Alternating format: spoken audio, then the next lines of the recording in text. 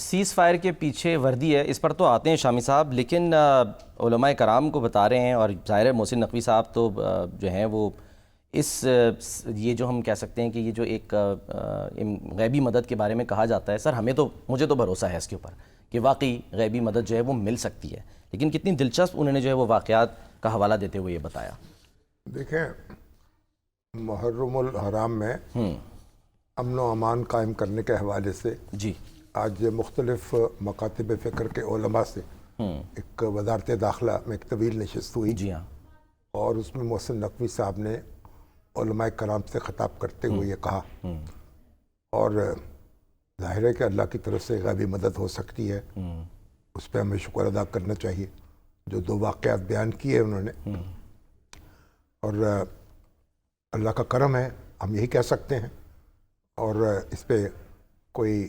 شک کرنا اس کی تو کوئی گنجائش نہیں ہے۔ ٹھیک ہے، اللہ کریم جو ہے جو چاہے کر سکتا ہے، اور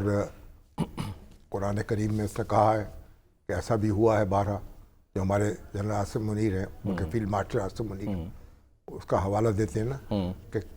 کثرت جو ہے نا اس پر قلت غالب آئی ہے، مٹھی بھر لوگوں نے بڑے بڑے لشکر جو ہیں ان کو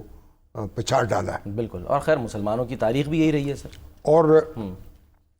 اس کے ساتھ انہوں نے یہ بات کہی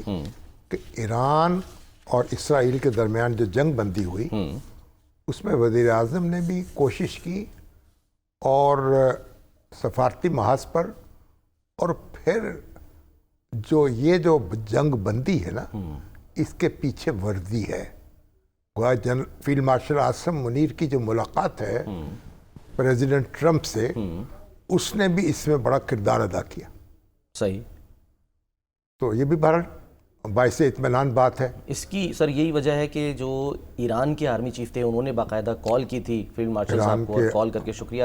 ادا کیا ہے ایران کی۔ پارلیمنٹ میں اظہار تشکر ہوا، ایران میں جو یعنی مظاہرے ہوئے ہیں، جلوس نکلے ہیں تشکر کے، ان میں پاکستان کے جھنڈے اٹھا کر اس کی داد دی گئی ہے، اس کی تحسین کی گئی ہے۔ اور ظاہر ہے کہ جب فیلڈ مارشل عاصم منیر امریکہ سے واپس آئے تو ترکی پہنچے، اور وہاں انہوں نے جو وزیر خارجہ ہیں ایران کے عباس عراقچی جو ہیں، ان سے طویل ملاقات کی۔ صحیح، اور اب